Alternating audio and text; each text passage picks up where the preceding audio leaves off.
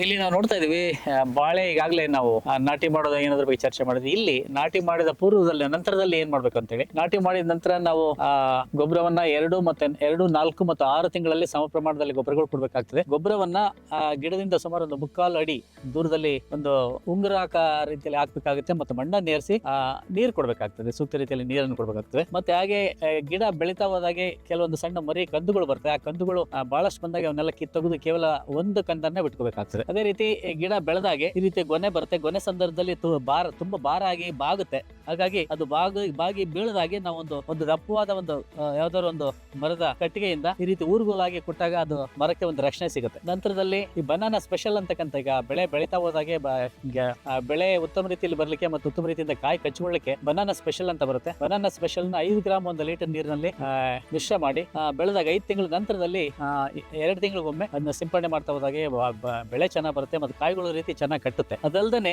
ಗಂಡು ಹೂ ಬರುತ್ತೆ ಕಡೆಗೆ. ಇದರಲ್ಲಿ ಇಲ್ಲಿ ಕೆಳಗಡೆ ಗಂಡು ಬರುತ್ತೆ. ಈ ಕಡೆ ಒಂದು ಕಾಯಿಗಳ ಗುಂಪು ಏನ್ ಬರುತ್ತೆ, ಆ ಕಾಯಿಗಳ ಗುಂಪು ಬಂದ ನಂತರದಲ್ಲಿ ಈ ಗಂಡನ್ನ ತೆಗೆದಾಗ ಗೊನೆ ಚೆನ್ನಾಗಿ ಬೆಳಿಲಿಕ್ಕೆ ಅವಕಾಶ.